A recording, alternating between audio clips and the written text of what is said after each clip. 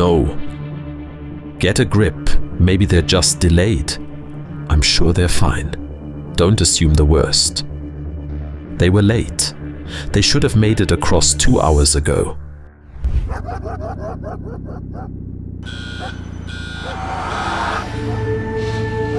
Ihre Papiere. Ihre Papiere. They had been held up for over an hour. They were low on gas, and the crossing would soon be closed for the night. The guards seemed to be scrutinizing the cars more than usual. Would they discover his precious cargo? Traveling alone. I said your papers, now. Time's up. I won't ask again.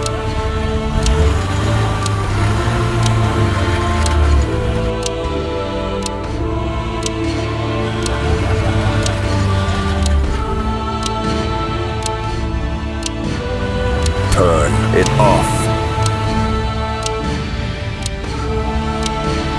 Get out, now.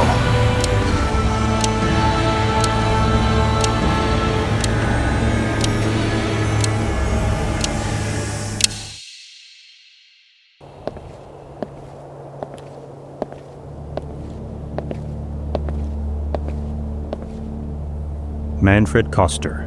You might recognize him from earlier as the man in the trunk. By November of 1962, the Berlin Wall separating the West from the East had been up for over a year. Following the end of World War II, the Allied powers of America, France, Great Britain, and the Soviet Union had divided Germany in half. The Western powers controlling the West, and the Russians the East. This same division was implemented in Berlin as well. Manfred Koster had always been an East Berliner, but now it had all changed. He had received a letter instructing him that he had been drafted into the East German army. That's where he drew the line. He had to defect to the West before it was too late. But how? Crossing the wall was dangerous. People were caught or killed for trying just that. He would need help from someone in the West. Manfred's brother Hans had already moved to West Germany and was able to cross freely into East Berlin. What a happy coincidence that Manfred and Hans were almost identical. Borrowing Hans's ID, he crossed into West Berlin, pretending to be his brother. He was looking for a specific man, a man he hoped could save him. An old-school friend who he hadn't seen in years. Klaus Günther Jacobi might just be the man to do that. The two had grown up together in the East, before Jacobi fled to the West prior to the wall coming up. Back in the days, the two had made regular excursions to the West for cigarettes, alcohol, jeans, whatever they could sell in the East. But by 1958, the Jacobis felt the weight of the Iron Curtain settling on East Berlin and fled to the West. In complete shock, Koster had shown up completely unannounced after not seeing his old friend for over 4 years. But Jacobi wasn't the type to ignore a friend in need. That night, the two men sat down and hatched a plan for the autos escape across the border in a tiny BMW Isetta. Jacobi, now a driving instructor, had been trained as a mechanic. The garage where he had done his apprenticeship was more than happy to allow him the use of their facilities after hours. Remember, though the East was a dangerous, heavily controlled area, the West was the opposite. They openly expressed distrust and fear of the Soviets, and many were openly supporting opposition to the East. Jacobi and Koster had decided to cross the border by car was the safest option and with the highest chance of success. But they knew the checkpoints were heavily policed and detailed inspections were more than not carried out. They weren't the first to try to smuggle someone hidden inside a car, and the East German police were well aware of such tricks. How to do it then a different way, a way the police wouldn't think possible. Most previous attempts involved medium or large cars as they had the space to squeeze an extra person into. In fact, Burkhard Weigel had managed to smuggle over 200 people inside a gargantuan Cadillac DeVille. But even then, it wasn't like you could just put a person on the floor or in the boot. The police would find you before you had a chance to shout Achtung. Weigel's method was ingenious. He actually found space under the dashboard where a full-grown adult could lie on their back within and drop their legs down one side near the A-pillar. Who would ever think to look inside the dashboard of a car? But Koster had no Cadillac. Instead, he had just bought a BMW Isetta the year before. The cost of owning a car in Germany was still extremely expensive, but the new tiny Isetta was relatively cheap. Originally designed and manufactured in Italy by ISO, the name Isetta being the smaller form of ISO. Essentially, it was the little ISO. The car could barely fit two adults in the front seats, as it were. Where could you possibly hide a third person? There was no engine bay in the front of the car. This was actually the door and steering wheel. The trunk? That was where the tiny one-cylinder engine and fuel tank were. But if they could make it work, it would surely be unassuming to the border police. Where in the world could you stuff a person inside a glorified motorcycle, which was only 2.3 meters long and 1.4 meters wide? Jacoby spent weeks working on the little red and white Isetta in his evenings. His plan wouldn't be comfortable or safe, but with a little finagling, it should just work. He would cut out the rear parcel shelf and then weld it back in about 10 centimeters higher. A hole would be cut into the seat back to allow entrance and exit to the cubbyhole. Then it was simply the impossible task of making enough space in this small compartment to put Koster. A small blessing is that he was 170 centimeters tall. If Jacoby was the man in the trunk, it might not have been possible, as he was 196 centimeters tall.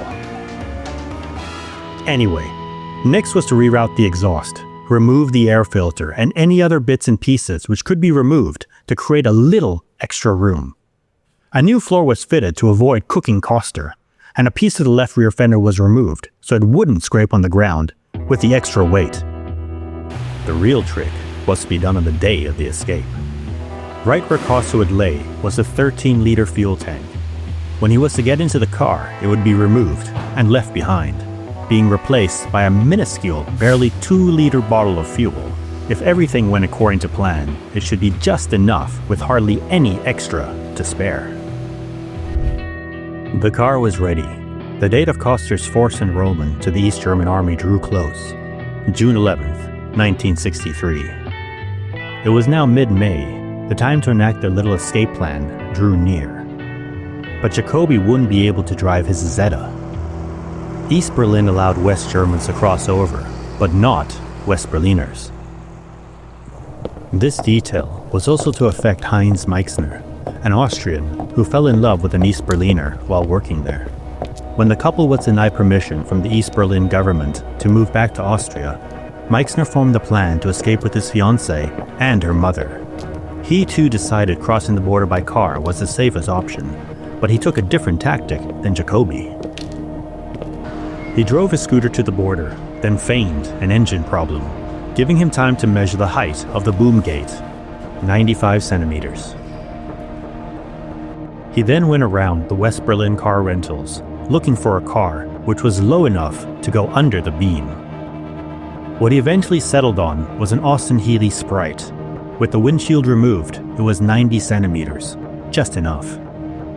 He hid his fiancée on the floor, behind the front seats, while his mother-in-law was stuffed into the trunk behind a makeshift wall of bricks. If gunfire started, he hoped the bricks would provide sufficient protection for his getaway.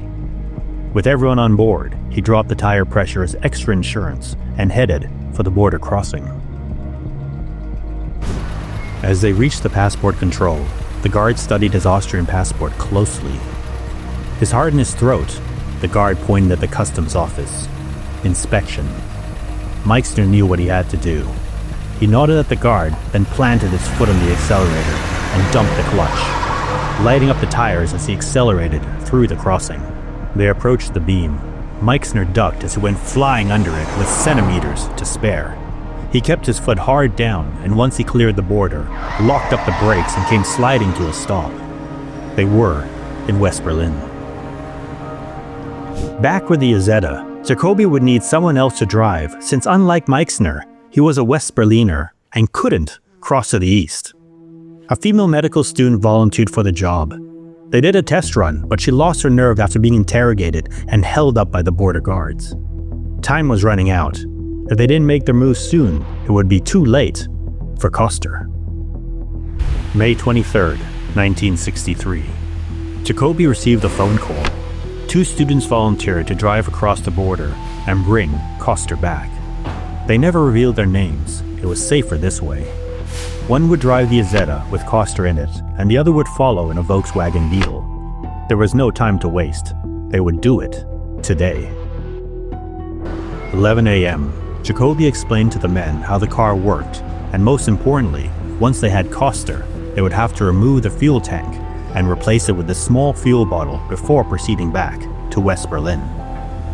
He handed over the keys. The rest was up to the men and fate. 3:55 p.m. The 2 men nervously cross over into East Berlin in the Isetta and the Beetle. Nothing untoward occurs, and the men proceed on with the plan to meet Koster. By 6:05 p.m., the students meet Koster at the appointed pickup location, the old parish church of the 4 evangelists. The 3 men head further out of town to a secluded spot where they can swap the fuel tanks and set Koster into the trunk in privacy. Everything so far was going according to plan, but that was soon to change. Abruptly, the heavens opened up. At the same moment as Koster is preparing to hide himself in the trunk, a farmer shows up asking what they're doing in his field. The men explain they have a flat tire and will be on their way shortly. But just then, a cable broke in the Isetta, likely for the accelerator pedal. In a panic, they use the Beetle to tow the Isetta away to a more secluded spot where they can continue to modify and repair the car. They manage to fix the cable and install Koster into his hiding position by 9 p.m. The fuel tank proves to be more difficult than expected, but eventually they succeed in swapping the tanks over. All this has affected the schedule, and the men are now over an hour and a half behind. The border passage will close at midnight, and there's sure to be a queue. By 10:30 p.m., they reach the bridge, but as expected, there's a long line of vehicles in front of them, all being relentlessly searched and questioned. They settle in impatiently for the wait as the cars creep forward. It's now 11:55 p.m. The border will be closing very soon, but they've reached the front of the queue. The police dogs and men with mirrors eyeball the driver and his funny little car. Though the size of the vehicle might be humorous, there was nothing jovial about the border guards. They ask the man for his papers. Meanwhile, others are peering through his windows with flashlights. The guard looks at the documents and back at the student, then glances at the back of the car. Step out. Everything rests on this moment. Will Jacoby's modifications fool them? Will Koster remain silent? The 2 policemen shine their flashlights into the car. The student waits, holding his breath, as he can hear the men behind discussing something in the trunk. Your papers. Go. He took the papers and quickly accelerated away. He headed for the boom gate. The little Isetta crossed over into West Berlin. On the other side, a smiling Jacoby waited. 12:10 a.m. They free Koster from his metal cage, and he embraces Jacoby. They had done it. With the last remnants of fuel in the car, Jacoby takes Koster for a short joyride before celebrating into the early hours of the morning. The 2 students, emboldened by their success, would carry on rescuing another 8 people in similar modified Isettas. The ingenuity and resourcefulness shown in a time of desperation proves the human spirit is a factor which can never be discounted. Koster needed a miracle, and Jacoby was only too willing to provide it. The Berlin Wall would continue to stand for more than 25 years until its final destruction in 1989, followed shortly after in 1991 with the collapse of the USSR. If you go to the Berlin Wall Museum on Friedrichstrasse today, if you're lucky, you might just meet Jacoby. He's there most days explaining the history of the Berlin Wall to eager tourists. If you get the chance, ask him about a little red Isetta. Please remember to subscribe if you enjoyed the video.